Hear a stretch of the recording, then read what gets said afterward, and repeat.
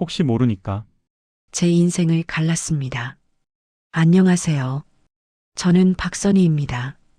50살이고 중학교 급식실에서 조리원으로 일합니다. 15년을 서서 일해 모은 돈과 돌아가신 어머니가 남겨주신 3억을 보태 드디어 제 이름으로 된 집을 샀습니다.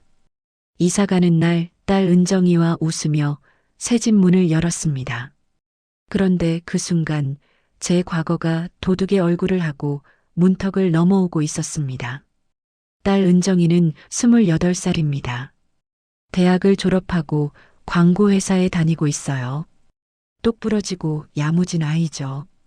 제가 새 집을 샀다고 하자 누구보다 좋아했습니다. 엄마 진짜 고생했어. 이제 편하게 살아. 은정이는 제 손을 꼭 잡으며 말했습니다. 제 손가락에 낀 은반지가 빛났어요. 돌아가신 어머니가 마지막으로 남겨주신 것이었습니다. 저는 그 말이 너무 고마웠어요. 딸 하나 믿고 살았는데 그 아이가 이렇게 자라줘서 정말 다행이라고 생각했습니다. 새 집은 경기도의 한 신도시에 있는 아파트였습니다. 넓지는 않지만 방 2개의 거실도 있고 무엇보다 제 이름으로 된 집이라는 게 중요했어요. 이사 날짜를 잡고 은정이와 함께 짐을 정리했습니다. 그런데 이사 일주일 전쯤 은정이가 조심스럽게 물었습니다. 엄마 혹시 아빠 연락처 알아? 저는 깜짝 놀랐습니다. 은정이 아버지 얘기는 딸이 초등학교 때 이후로 한 번도 꺼낸 적이 없었거든요. 그 사람은 은정이가 5살 때 집을 나갔습니다. 빚을 지고 도망친 거죠. 그 뒤로 20년이 넘도록 연락이 없었어요. 왜 갑자기 그런 걸 물어? 아니, 그냥 궁금해서. 은정이는 대답을 얼버무렸습니다. 저는 이상했지만 깊게 묻지 않았어요. 딸도 나이가 들면서 아버지가 궁금할 수도 있다고 생각했습니다. 모르지. 연락처도 없고 살아있는지도 몰라. 그렇구나. 알았어. 은정이는 더 이상 묻지 않았습니다. 하지만 그날 밤 딸의 방에서 전화하는 소리가 들렸습니다. 목소리가 낮았지만 또렷하게 들렸어요. 그래, 알았어. 그럼 그날 오면 돼. 누구와 통화하는 걸까요?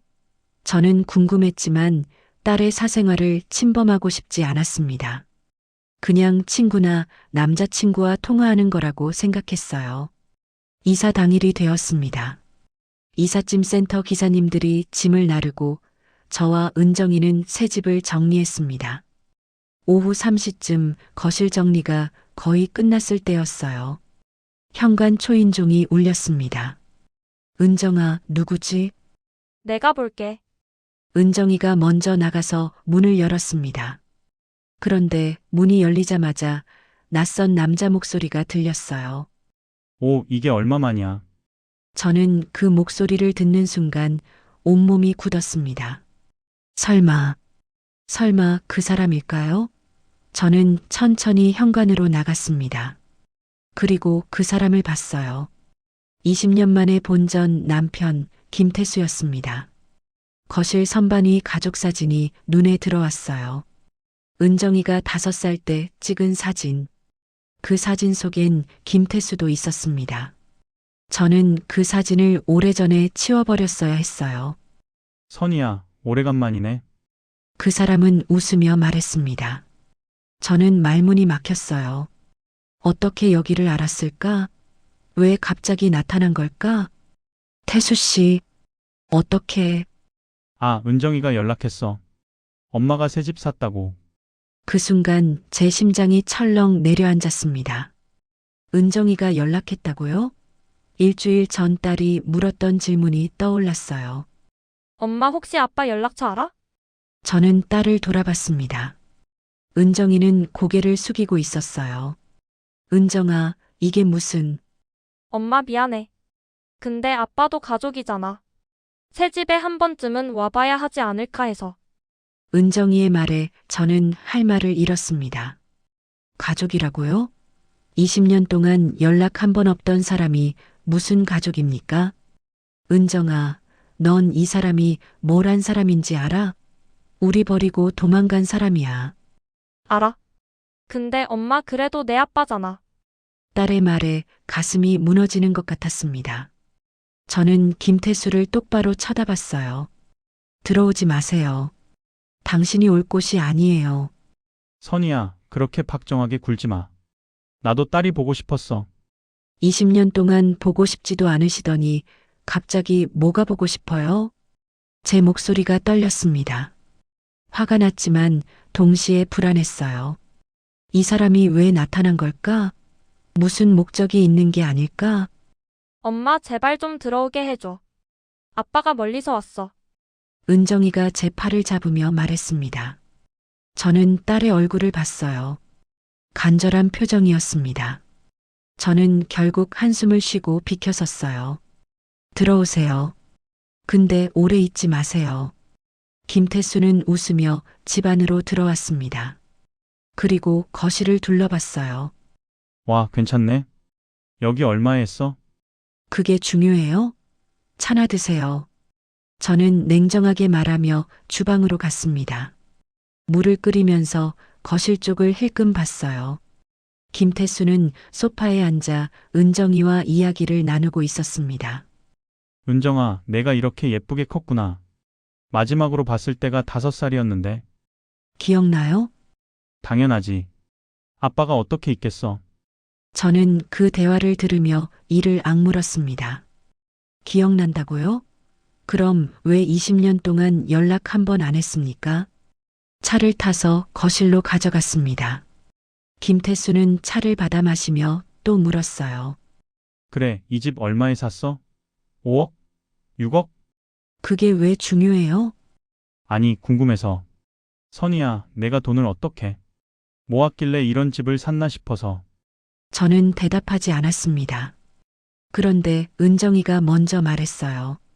엄마가 15년 동안 일해서 모은 거랑 할머니 유산이요. 아, 장모님 유산? 그럼 꽤 됐겠네. 김태수의 눈빛이 이상하게 변했습니다. 저는 그 표정을 보며 불안감이 커졌어요. 이 사람이 돈 때문에 온 건 아닐까? 태수 씨, 이제 가보세요. 할 얘기도 없잖아요. 아, 벌써? 좀 더 있다 가면 안 돼? 안 돼요. 저 정리할 것도 많고 피곤해요. 저는 단호하게 말했습니다. 김태수는 아쉬운 표정을 지으며 일어났어요. 알았어. 그럼 다음에 또 올게. 다음은 없어요. 에이, 그렇게 말하지 마. 우리 은정이도 있는데. 김태수는 웃으며 현관으로 나갔습니다. 은정이가 배웅을 하고 문을 닫았어요. 저는 딸을 돌아봤습니다. 은정아, 왜 그랬어? 왜 그 사람한테 연락한 거야? 엄마 미안해. 근데 나도 아빠가 궁금했어. 엄마는 아빠 얘기를 절대 안 하잖아. 안 하는 게 아니라 할 필요가 없는 거야. 그 사람은 우리 인생에서 사라진 사람이야. 그래도 내 아빠잖아. 딸의 말에 더 이상 할 말이 없었습니다. 저는 한숨을 쉬고 방으로 들어갔어요. 침대에 앉아 생각했습니다. 김태수가 왜 갑자기 나타난 걸까? 정말 딸이 보고 싶어서?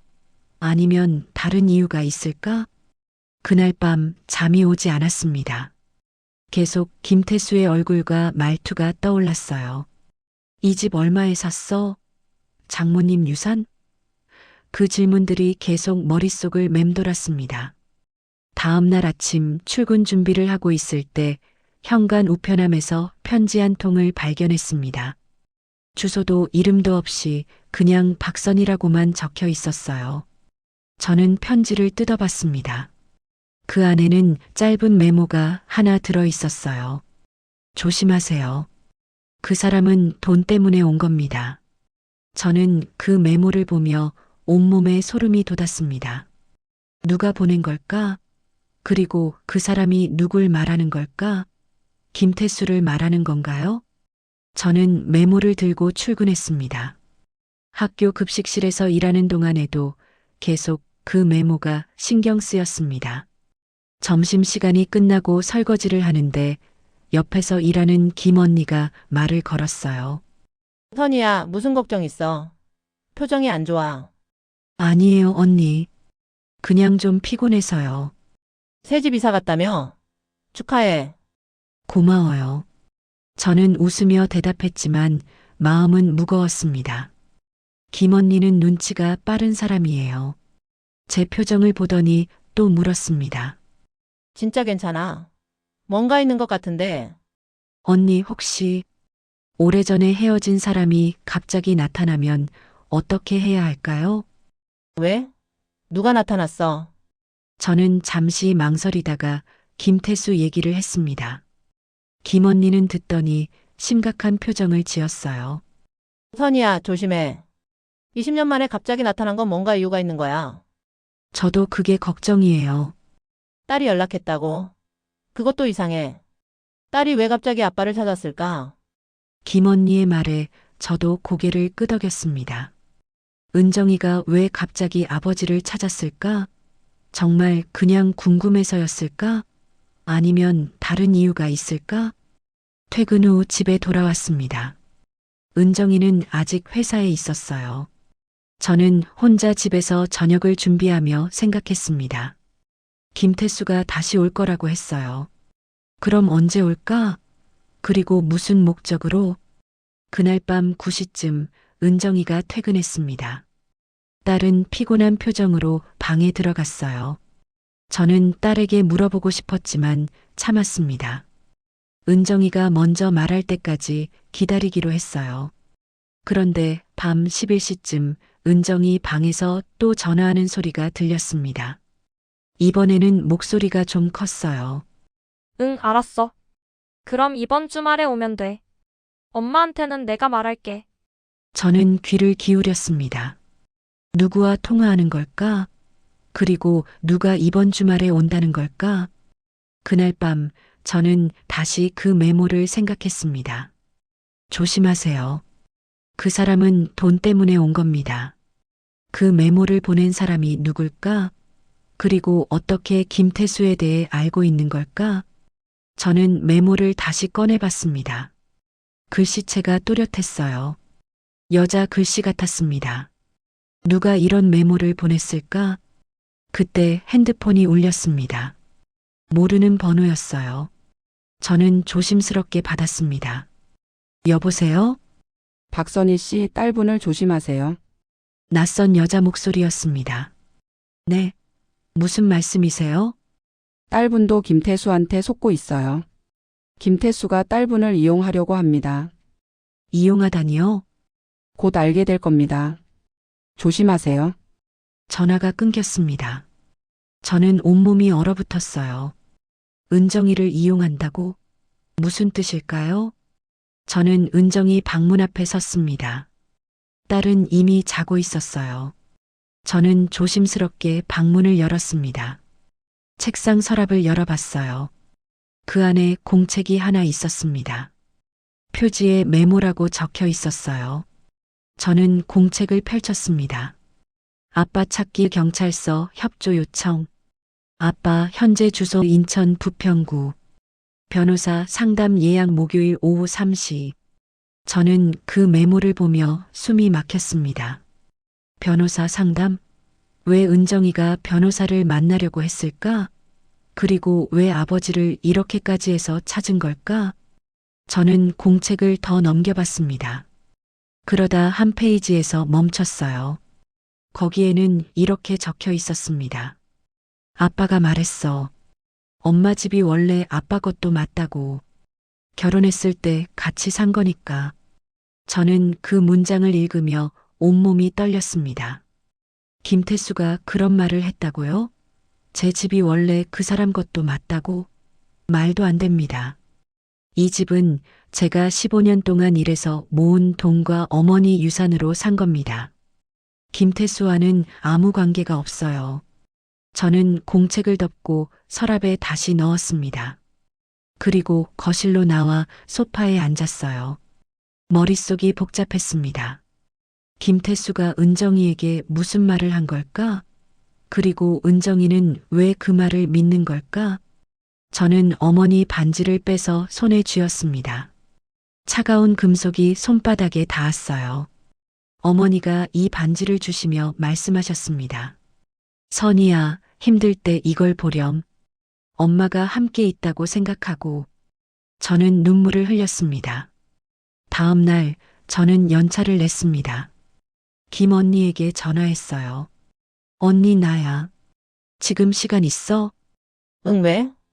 언니, 김태수가 은정이한테 뭔 말을 했는지 알아야 할 것 같아. 저는 김 언니에게 상황을 설명했습니다. 은정이가 쓴 메모 내용과 김태수가 한 말까지 다 얘기했어요. 김 언니는 듣더니 화가 난 목소리로 말했습니다. 선이야, 그거 사기야. 그 남자가 내 집을 노리는 거야. 사기라니? 20년 만에 나타나서 집이 자기 것도 맞다고 하는 게 정상이야. 그리고 딸한테까지 그런 말을 하다니. 조심해야 해. 김 언니의 말이 맞았습니다. 저도 이상하다고 생각했어요. 하지만 은정이가 그 말을 믿고 있다는 게 문제였습니다.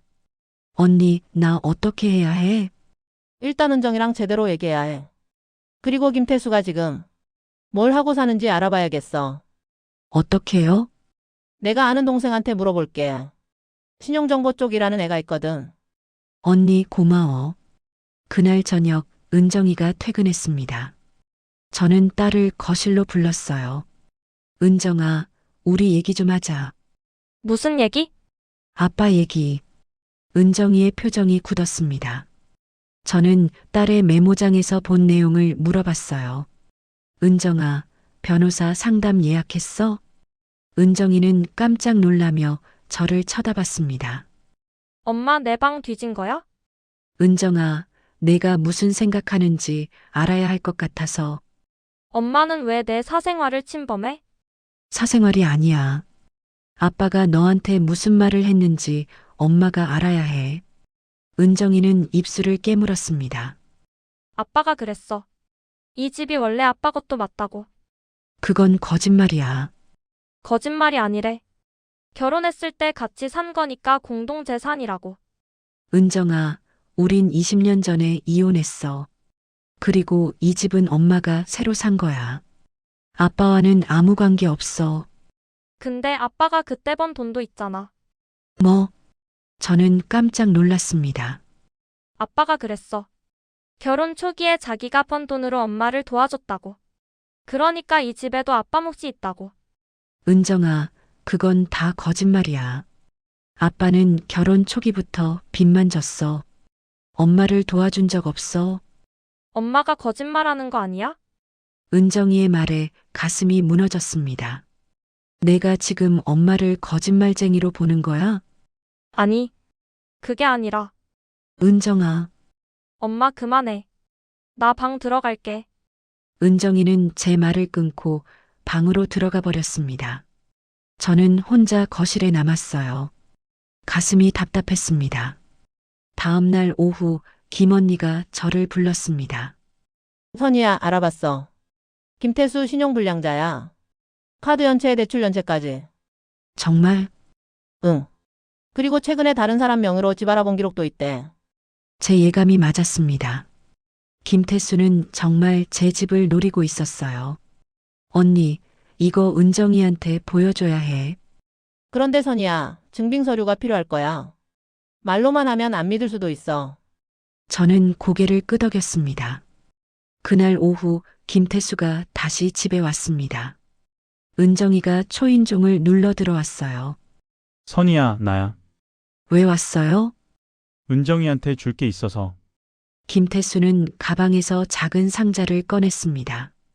뭔데요? 은정이 생일 선물. 다음 주가 생일이잖아. 저는 깜짝 놀랐습니다. 은정이 생일은 다음 주 수요일이었어요. 김태수가 어떻게 알았을까? 어떻게 생일을 알았어요? 은정이가 알려줬지. 우리 이제 자주 연락해.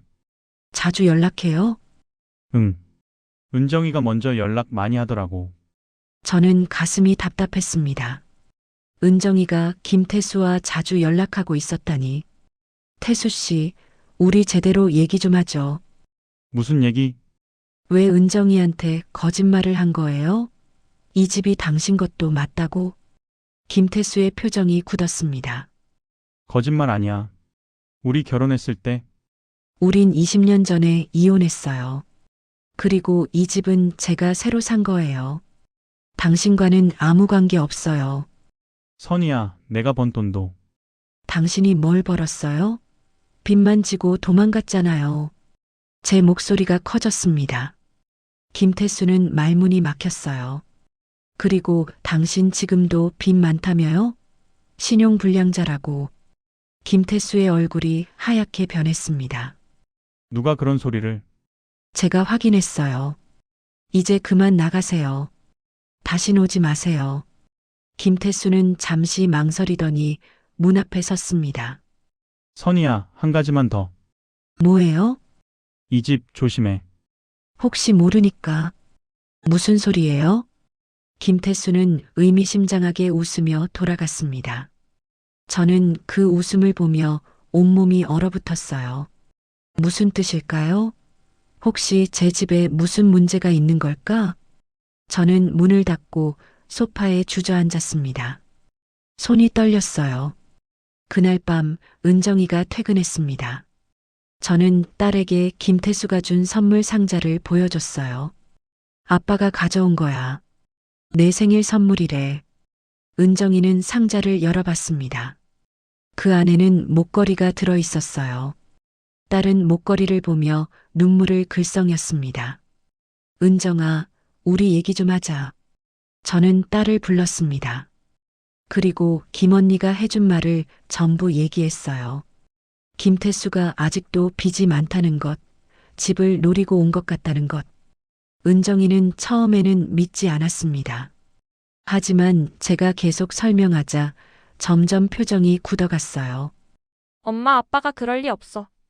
은정이는 말끝을 흐렸습니다. 그러다 조용히 말했어요. 엄마.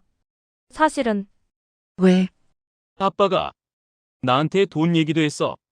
제 심장이 철렁 내려앉았습니다. 돈 얘기? 응. 조금만 빌려달라고. 엄마한테는 말하지 말고. 은정아, 얼마나 빌려줬어? 아직 안 빌려줬어. 근데 계속 말하더라고. 자기가 힘들다고, 딸만 믿는다고. 은정이의 눈에서 눈물이 흘러내렸습니다. 엄마, 그럼 아빠가 날 이용한 거야? 그럴 수도 있어.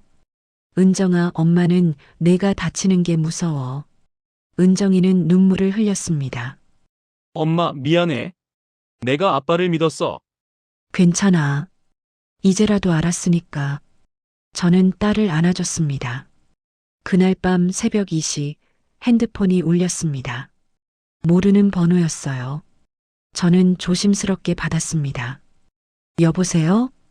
박선혜 씨 맞죠? 조심하세요. 내일 주민센터에 가보세요. 누구세요? 전화는 끊겼습니다. 저는 그때 몰랐습니다.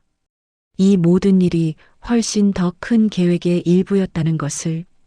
다음 날 저는 김 언니에게 전화했습니다. 언니, 은정이가 아빠한테 이미 속고 있었어. 뭐라고? 아빠가 돈 빌려달라고 했대. 나한테는 말하지 말고. 선이야, 그거 완전히 사기꾼 수법이야. 조심해야 해. 김 언니의 목소리가 단호했습니다. 저도 알고 있었어요. 김태수가 정말 위험한 사람이라는 것을. 언니, 나 어떻게 해야 해? 증거를 더 모아야 해. 그리고 은정이를 완전히 내 편으로 만들어야 하고. 은정이는 이제 내 말을 믿어. 그래도 조심해. 김태수가 또 무슨 짓을 할지 몰라. 저는 고개를 끄덕였습니다. 김 언니 말이 맞았어요. 그날 오후 모르는 번호에서 전화가 왔습니다. 저는 조심스럽게 받았어요. 여보세요? 박선희 씨 맞으시죠? 낯선 여자 목소리였습니다. 네, 맞는데요. 누구세요? 저는 이지연이라고 합니다. 김태수의 전 여자친구예요. 저는 놀라서 멈춰섰습니다. 전 여자친구라고요? 전 여자친구요? 네. 3년 전까지 김태수랑 사귀었어요. 박선희 씨를 도와드리고 싶어서 연락드렸습니다. 도와주시겠다고요? 네. 제가 김태수한테 당한 일이 있어서요. 오늘 만나서 얘기할 수 있을까요? 저는 잠시 망설였습니다. 이 사람을 믿어도 될까? 하지만 지금 상황에서 도움이 필요했어요. 어디서 만날까요? 신도시역 앞 카페로 와주시겠어요? 오후 3시에. 알겠습니다. 전화를 끊고 저는 생각했습니다. 이지연이라는 사람이 무슨 얘기를 할까? 김태수한테 무슨 일을 당한 걸까? 오후 3시, 저는 신도시역 앞 카페에 도착했습니다. 안으로 들어서자 한 여자가 손을 들었어요. 30대 중반쯤 되어 보였습니다. 박선희 씨죠? 네, 맞습니다. 저는 그 여자 앞에 앉았습니다. 이지연은 가방에서 서류 몇 장을 꺼냈어요. 제가 우편함에 메모 넣어드린 사람이에요. 아, 그러셨군요. 박선희 씨를 도와드리고 싶어서요. 저도 김태수한테 똑같이 당했거든요. 이지연은 서류를 제 앞에 놓았습니다. 이게 뭔데요? 김태수가 제 집을 담보로 대출받은 서류예요. 저를 속여서요. 저는 서류를 봤습니다. 대출 계약서, 경매 통지서, 모두 이지연 이름으로 되어 있었어요. 어떻게 이런 일이? 3년 전 일이에요. 김태수가 저한테 접근했을 때 저도 박선희 씨처럼 집이 있었어요. 혼자 살면서 힘들게 모아서 산 집이었죠. 이지연의 목소리가 떨렸습니다. 김태수는 처음엔 정말 좋은 사람인 척했어요. 다정하고 저를 아껴주는 것처럼 보였죠. 그러다 어느 날 자기 사업 자금이 필요하다며 제 집을 담보로 대출을 받자고 했어요. 그래서요? 저는 사랑한다는 말에 속아서 동의했어요. 그런데 나중에 알았어요. 김태수 혼자 한 게 아니었어요. 혼자가 아니었다고요? 네. 계약서를 자세히 보니까 이상한 부분이 있었어요.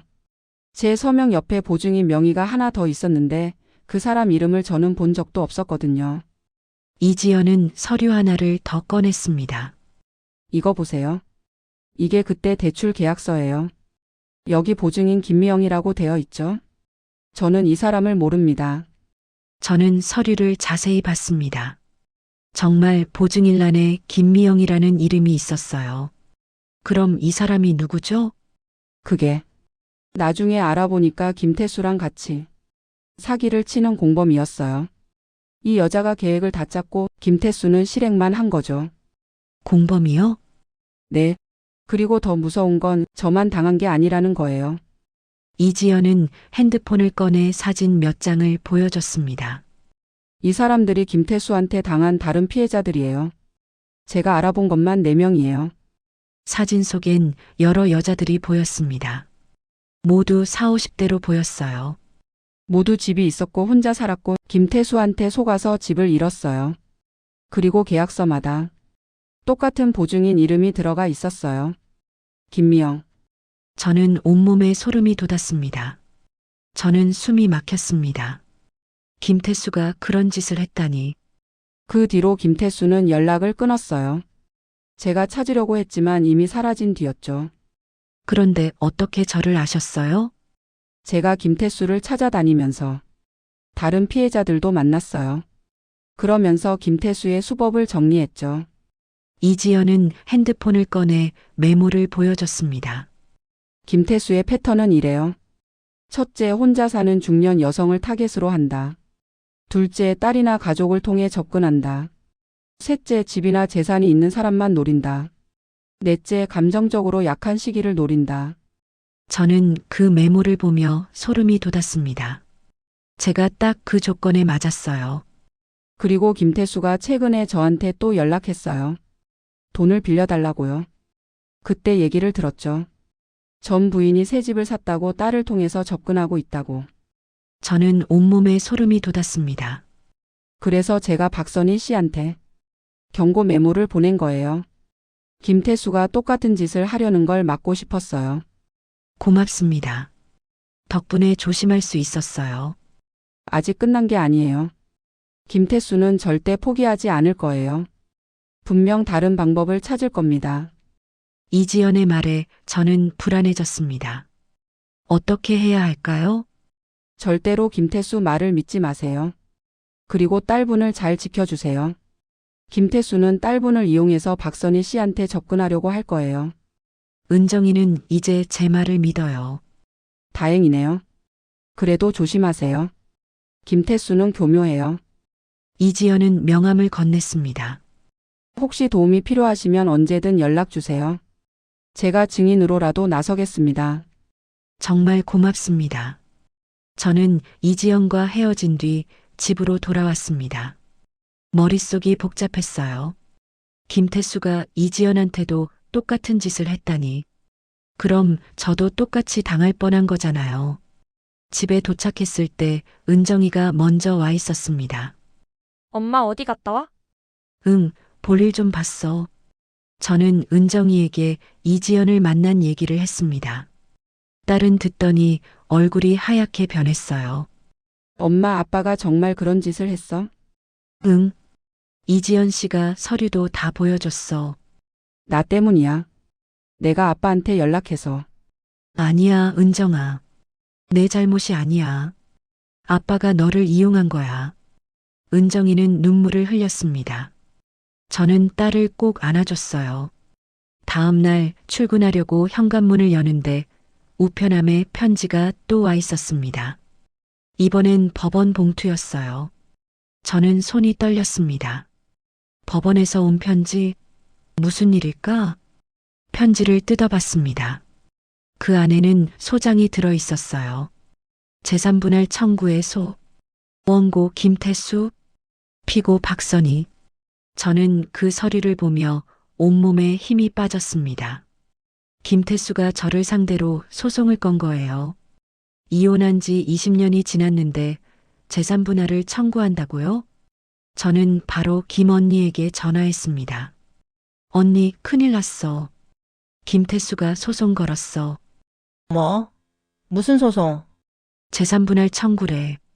제 집이 원래 공동 재산이었다고. 말도 안 돼. 이혼한 지 20년이 넘었잖아. 그래도 소장이 왔어. 선이야, 변호사 만나봐야 해. 이거 제대로 대응 안 하면 큰일 나. 저는 고개를 끄덕였습니다. 변호사를 만나야 했어요. 그날 오후 저는 연차를 내고 법률구조공단을 찾아갔습니다. 상담 변호사님께 사정을 설명했어요. 선생님, 이혼한 지 20년이 넘었는데도 재산 분할을 청구할 수 있나요? 원칙적으로는 이혼 후 2년 이내에 청구해야 합니다. 20년이 지났다면 소멸시효가 완성된 거죠. 그럼 제가 이길 수 있나요? 네, 충분히 이길 수 있습니다. 다만 상대방이 어떤 주장을 하는지 봐야겠죠. 변호사님은 소장을 자세히 읽어보셨습니다. 여기 보면 원고가 특별한 사정을 주장하네요. 이혼 당시 재산 분할을 하지 못한 특별한 사유가 있었다고. 무슨 사유요?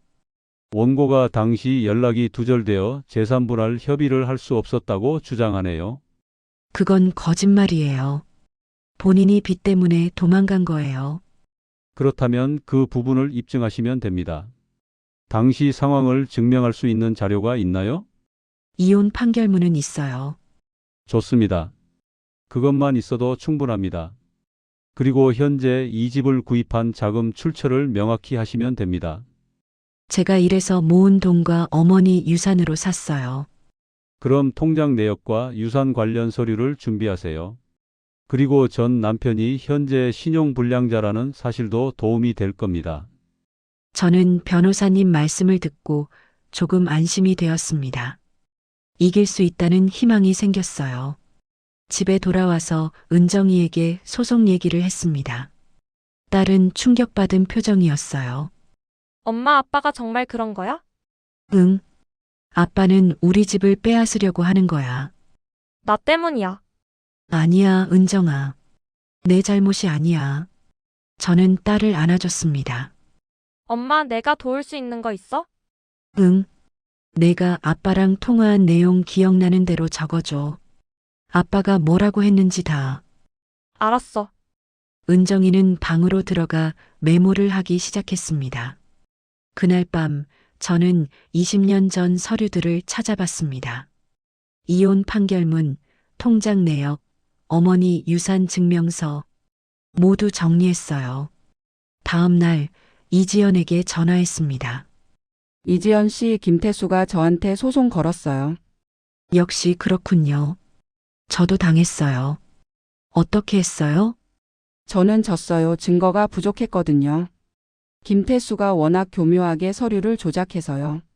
그럼 저도 아니에요. 박선희 씨는 이길 수 있어요. 이혼한 지 20년이 넘었잖아요. 저는 이혼한 지 1년밖에 안 됐었거든요. 그래도 불안해요. 박선희 씨, 제가 증인으로 나설게요. 김태수가 어떤 사람인지 법정에서 증언하겠습니다. 정말요? 고맙습니다. 이지연의 도움으로 저는 조금 용기가 났습니다. 그 전날 밤 이상한 일이 있었습니다. 집 앞 계단에 누군가 서 있는 걸 봤어요. 여자였습니다. 키가 크고 머리가 짧았어요. 저는 현관문을 열려다 멈췄습니다. 그 여자가 저를 쳐다보고 있었거든요. 누구세요? 저는 문 너머로 물었습니다. 그런데 그 여자는 대답하지 않았어요. 그냥 저를 빤히 쳐다보다가 천천히 돌아서서 계단을 내려갔습니다. 저는 온몸에 소름이 돋았습니다. 누구였을까? 왜 저를 그렇게 쳐다본 걸까?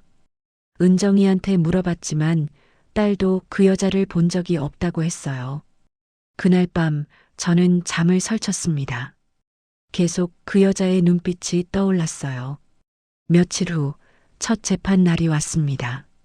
며칠 후 첫 재판 날이 왔습니다. 저는 변호사님과 함께 법원에 갔어요. 김태수도 와 있었습니다. 옆에 변호사도 데리고 왔더군요. 재판이 시작되었습니다. 김태수 측 변호사가 먼저 주장했어요. 원고는 이혼 당시 경제적 어려움으로 재산 분할을 청구하지 못했습니다. 하지만 피고가 최근 고액의 부동산을 취득한 사실을 알게 되었고 그 부동산에는 원고의 기여분이 포함되어 있다고 판단됩니다. 제 변호사님이 반박했습니다. 피고와 원고는 20년 전에 이혼했습니다. 재산분할 청구권은 이미 소멸시효가 완성되었습니다. 또한 피고가 취득한 부동산은 이혼 후 피고의 노동과 모친의 유산으로 구입한 것으로 원고와 무관합니다. 재판은 1시간 넘게 진행되었습니다. 판사님은 양측 주장을 듣고 다음 재판 날짜를 잡았어요. 법원을 나오는데 김태수가 저를 불렀습니다.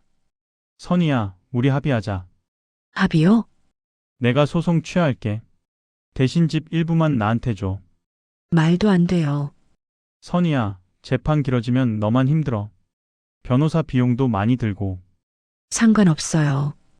끝까지 갈 거예요. 저는 김태수를 뿌리치고 걸어갔습니다. 그날 밤 또 이상한 전화가 왔습니다. 이번엔 남자 목소리였어요. 박선희 씨죠? 네, 누구세요? 김태수 친구입니다. 김태수가 요즘 힘들어 하던데요. 합의 좀 해주시죠. 죄송하지만 할 수 없어요. 박선희 씨 재판에서 이기기 어려울 겁니다. 김태수가 증거를 많이 모았거든요. 무슨 증거요? 그건 재판에서 보시겠죠. 전화가 끊겼습니다. 저는 불안했습니다. 김태수가 무슨 증거를 모은 걸까? 다음 날 변호사님께 전화해서 그 얘기를 했습니다. 선생님, 김태수가 증거를 많이 모았다는데 무슨 의미일까요? 협박일 가능성이 높습니다.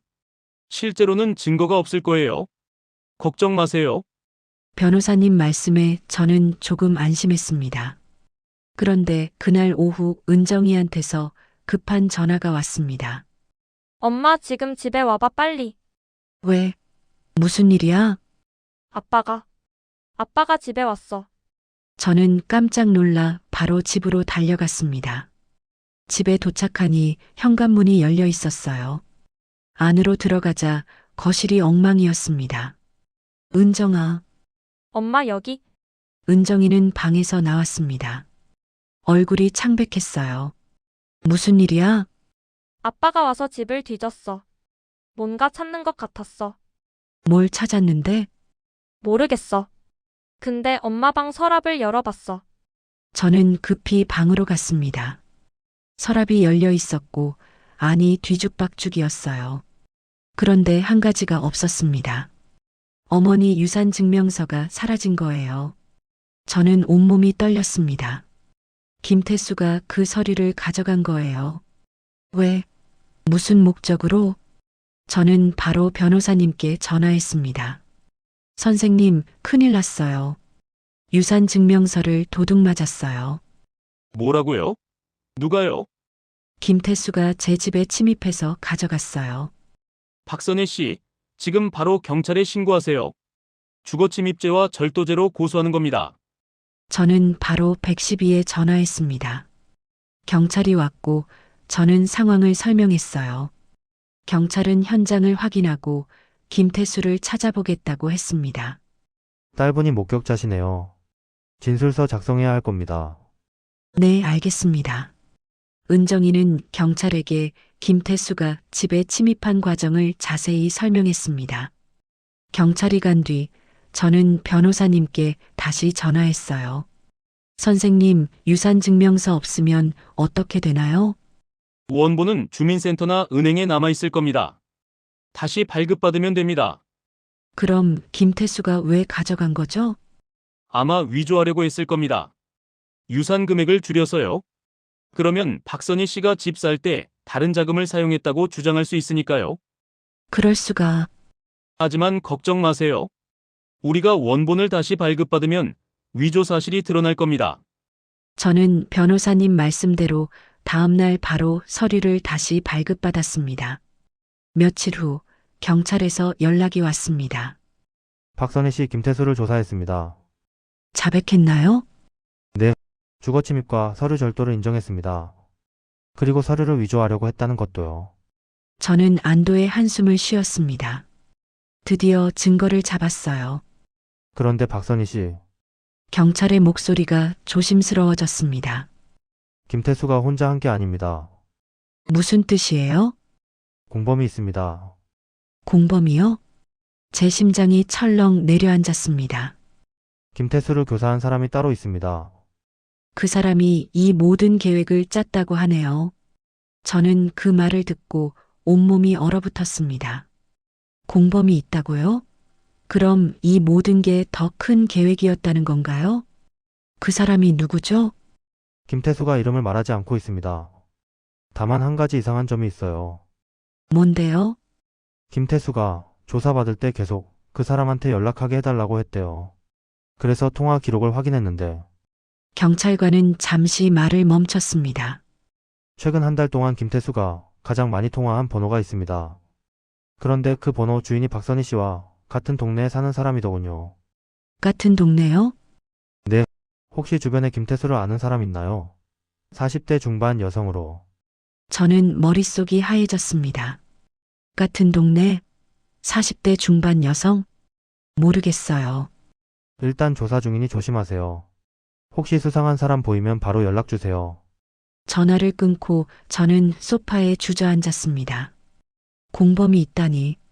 그럼 김태수 혼자만 막으면 끝나는 게 아니었어요. 그날 밤 저는 이지연에게 전화했습니다. 이지연 씨, 경찰이 공범이 있다고 하던데요. 공범이요? 네. 김태수를 교사한 사람이 있대요. 이지연은 잠시 침묵했습니다. 박선희 씨 혹시 김태수가 요즘 자주 만나는 여자 있나요? 모르겠어요. 왜요? 제가 김태수한테 당했을 때도 뒤에 여자가 한 명 있었어요. 그 여자가 계획을 다 짰던 것 같아요. 그 여자가 누군데요? 이름은 몰라요. 근데 김태수가 그 여자 말을 되게 잘 들었어요. 저는 온몸에 소름이 돋았습니다. 그럼 지금도 그 여자가 김태수 뒤에 있다는 건가요? 이지연 씨 그 여자 어떻게 생겼어요? 40대 중반쯤? 키가 크고 머리는 짧았어요. 저는 그 말을 듣고 생각했습니다. 누가 김태수를 조종하고 있는 걸까? 그날 밤 저는 잠을 이룰 수 없었습니다. 공범이 누구일까? 그 사람은 지금 어디서 뭘 하고 있는 걸까? 그리고 그 사람이 다음에는 무슨 짓을 할까? 다음 날 경찰에서 다시 연락이 왔습니다. 박선희 씨 공범의 신원을 파악했습니다. 누구죠? 김미영이라는 여성입니다. 혹시 아시나요? 저는 그 이름을 듣고 멈췄습니다. 김미영? 어디서 들어본 것 같은데. 잘 모르겠는데요. 박선희 씨 옆집에 사는 사람입니다. 그 순간 제 심장이 철렁 내려앉았습니다. 옆집이라고요? 옆집이요? 501호에 살고 있습니다. 박선희 씨는 500에 오시죠? 저는 온몸이 얼어붙었습니다. 옆집에 살던 사람이 공범이었다고요? 그 사람이 김태수랑 한패였어요? 김미영이 모든 계획을 지휘했다고 김태수가 진술했습니다. 저는 다리에 힘이 풀렸습니다. 옆집에 범인이 살고 있었다니. 박선희 씨 지금 집에 계신가요? 네, 그럼 집 밖으로 나오세요. 지금 김미영을 체포하러 갑니다. 저는 떨리는 손으로 은정이를 불렀습니다. 은정아, 밖으로 나가자. 왜? 경찰이 온대. 빨리. 저희는 급히 집 밖으로 나왔습니다. 계단을 내려가는데 경찰차가 도착했어요. 경찰관 여러 명이 내려 501호 앞으로 갔습니다. 초인종을 눌렀습니다. 문이 열렸어요. 그 순간 저는 그 사람을 봤습니다. 며칠 전 계단에서 봤던 그 여자였어요. 키가 크고 머리가 짧은 김미영이었습니다. 김미영 씨 맞으시죠? 사기 방조 및 공동정범 혐의로 체포하겠습니다. 김미영은 저를 쳐다봤습니다. 그 눈빛이 차갑고 날카로웠어요. 경찰이 김미영을 연행해 가는 모습을 보며 저는 온몸이 떨렸습니다. 옆집에 그렇게 가까이 있었다니. 그날 밤 저는 이지연에게 전화했습니다. 이지연 씨, 공범이 제 옆집 사람이었어요. 옆집이요? 네. 김미영이라는 사람인데 혹시 이 이름 아세요? 이지연은 잠시 침묵했습니다. 김미영. 맞아요. 그 사람이에요. 제가 김태수한테 당했을 때도 뒤에서 조종하던 여자. 어떻게 제 옆집에? 계획적으로 접근한 거예요. 박선희 씨가 이사 오기 전부터 그 집에 살았을 거예요. 저는 소름이 돋았습니다. 그럼 처음부터 계획이었다는 건가요? 며칠 후 경찰에서 조사 결과를 알려줬습니다. 박선희 씨 김미영에 대해 조사한 결과를 말씀드리겠습니다. 네, 김미영은 10년 전 박선희 씨 어머님의 간병인이었습니다. 네. 저는 깜짝 놀랐습니다. 어머니의 간병인이었다고요? 어머님이 돌아가시기 전 김미영이 6개월 정도 간병을 했다고 합니다. 그때 어머님의 재산 상황을 알게 됐고요. 그래서 김미영은 어머님 유산을 노렸던 것 같습니다.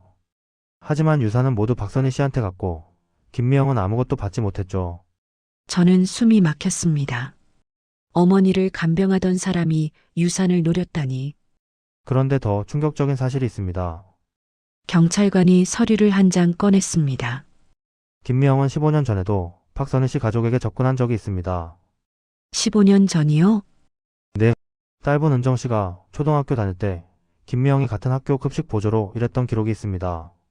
저는 그 말을 듣고 온몸이 얼어붙었습니다. 은정이가 초등학생일 때? 그럼 그때부터 우리 가족을 노렸다는 건가요? 당시 김미영은 3개월 정도 일하다가 그만뒀습니다.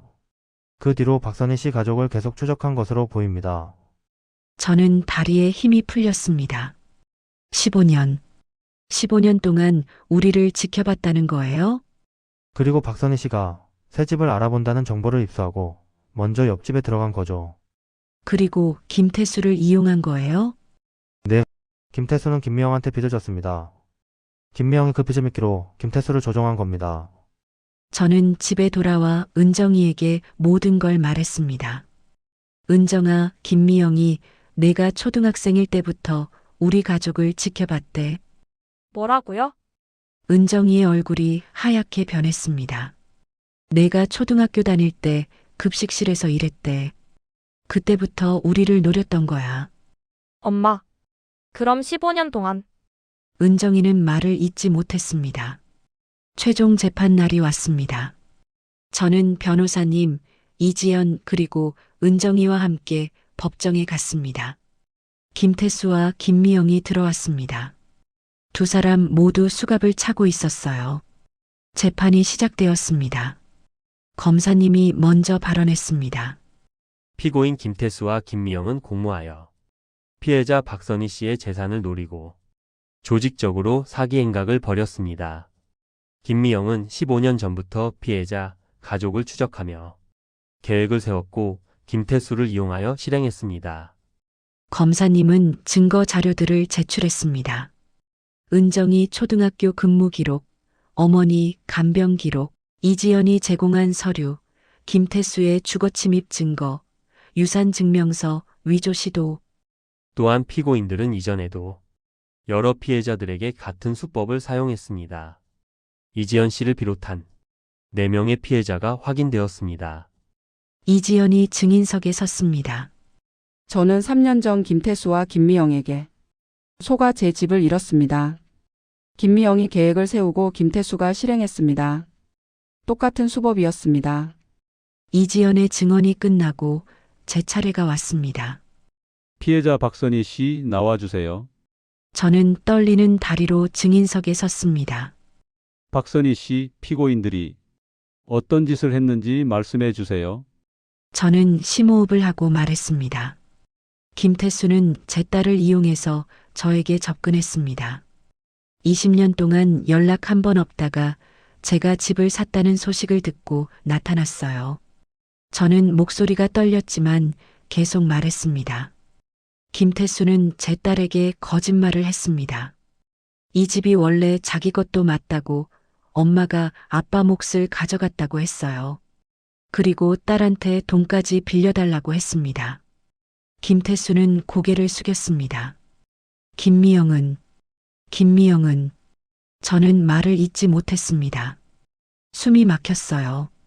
15년 동안 우리를 지켜봤다는 게 믿기지 않았습니다. 김미영은 15년 동안 저희 가족을 추적했습니다. 제 딸이 초등학생일 때부터요. 돌아가신 어머니를 간병하면서 유산을 노렸고 실패하자 복수하려고 옆집까지 따라왔어요. 제 목소리가 커졌습니다.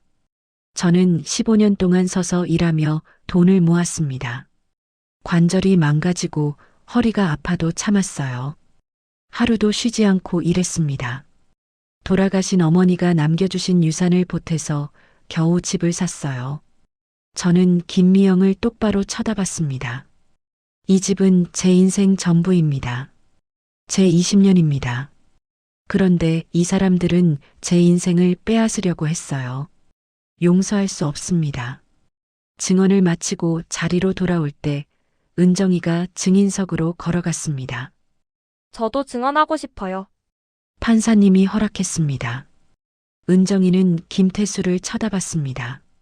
아빠, 저 아빠가 보고 싶었어요. 어렸을 때부터 친구들은 다 아빠가 있는데 저만 없어서 속상했어요. 김태수가 고개를 들었습니다. 그래서 아빠가 연락 왔을 때 정말 기뻤어요. 드디어 아빠를 만날 수 있다고 생각했어요. 은정이의 목소리가 떨렸습니다. 근데 아빠는 저를 이용했어요. 엄마 집을 빼앗으려고 저를 이용했어요. 저한테 거짓말하고 돈 빌려달라고 하고. 은정이의 눈에서 눈물이 흘러내렸습니다. 아빠, 제발 이제 그만하세요. 엄마한테 미안하다고 하세요. 김태수는 얼굴을 손으로 가렸습니다. 어깨가 떨렸어요. 은정이는 자리로 돌아왔고 저는 딸을 꼭 안아줬습니다. 김미영의 변호사가 최후 변론을 했지만 김미영은 아무 말도 하지 않았습니다. 그냥 고개를 숙이고 앉아 있었어요. 판사님이 최종 판결을 내렸습니다. 피고인 김태수는 사기죄, 주거침입죄, 문서위조 미수죄로 징역 3년을 선고합니다. 김태수는 고개를 떨궜습니다. 피고인 김미영은 사기 공동정범, 사기방조, 주거침입 공모, 그리고 15년간의 계획적 범행을 고려하여 징역 5년을 선고합니다. 그 순간 김미영이 천천히 고개를 들었습니다. 얼굴이 창백했어요. 입술이 떨렸습니다. 재판장님, 김미영이 처음으로 입을 열었습니다. 저는 그냥 말을 잇지 못하고 김미영은 그 자리에 주저앉았습니다. 손으로 얼굴을 가렸어요. 또한 피고인들은 연대하여 피해자들에게 손해배상을 하라. 판결이 끝나고 법정을 나왔을 때 저는 비로소 안도의 한숨을 쉬었습니다. 이지연이 다가왔습니다. 박선희 씨 수고하셨어요. 이지연 씨도요. 덕분에 이길 수 있었어요. 이제 평온하게 사실 수 있겠네요. 저는 고개를 끄덕였습니다. 집으로 돌아오는 길 은정이가 조용히 말했습니다. 엄마, 나 법정에서 너무 떨렸어. 잘했어, 은정아. 용기 내줘서 고마워. 엄마, 나 아직도 가끔 아빠 생각나. 저는 은정이를 봤습니다. 딸의 눈에 눈물이 고여 있었어요. 그럴 수 있어. 아빠는 내 아빠니까. 근데 이제 아빠한테 실망했어. 완전히. 은정아, 내가 아빠한테 실망한 건 당연한 거야. 아빠가 잘못한 거니까. 나 엄마한테 미안해. 아빠를 믿어서. 아니야. 넌 아무 잘못 없어. 저는 딸의 손을 꼭 잡았습니다. 은정아, 우리 이제 둘이서 잘 살자. 엄마가 지켜줄게. 응, 엄마. 나도 엄마 지켜줄게. 저희는 집에 도착했습니다.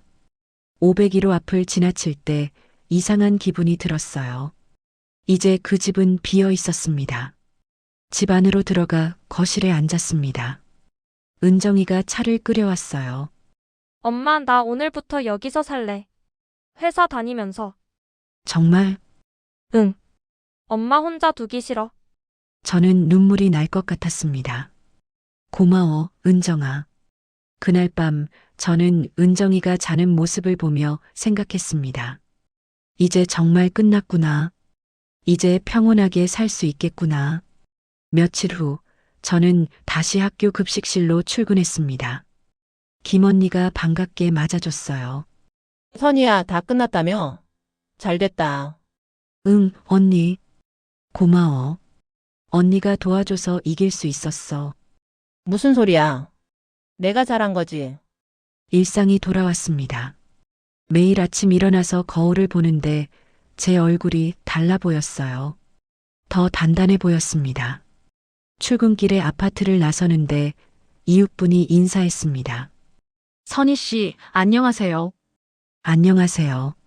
저는 자신 있게 인사했습니다. 이제 더 이상 두렵지 않았어요. 주말에 이지연과 만났습니다. 카페에서 차를 마시며 이야기를 나눴어요. 박선희 씨 요즘 어떠세요? 좋아요. 이제 정말 평온해요. 다행이네요. 저도 박선희 씨 덕분에 마음이 편해졌어요. 제가요? 네. 박선희 씨가 이기는 걸 보면서 저도 용기가 났어요. 이제 과거를 완전히 내려놓을 수 있을 것 같아요. 저희는 웃으며 차를 마셨습니다. 집에 돌아와 거실에 앉았습니다. 은정이가 회사에서 돌아와 저녁을 준비했어요. 엄마, 오늘 뭐 먹을래? 내가 하고 싶은 거 해. 그럼 된장찌개? 좋지. 저희는 함께 저녁을 먹었습니다. 따뜻한 밥, 된장찌개, 김치. 소박하지만 행복했어요. 저녁을 먹고 설거지를 하는데 은정이가 옆에 와서 물었습니다. 엄마 행복해? 응, 행복해. 나도. 그날 밤 저는 어머니 반지를 받습니다. 반지를 빼서 손에 쥐었어요. 어머니, 저 이겼어요. 제 집 지켰어요. 이제는 제가 저를 지킬 차례예요. 저는 반지를 다시 손가락에 끼웠습니다. 반지가 빛나고 있었어요. 창밖으로 달이 떠올랐습니다. 고요한 밤이었어요. 은정이는 방에서 자고 있었고 저는 거실에 혼자 앉아 있었습니다. 20년이 지나서야 찾은 평온이었습니다. 쉽지 않았지만 포기하지 않았기에 지켜낼 수 있었어요. 저는 이제 다시 제 삶을 살아가려 합니다. 두렵지 않습니다.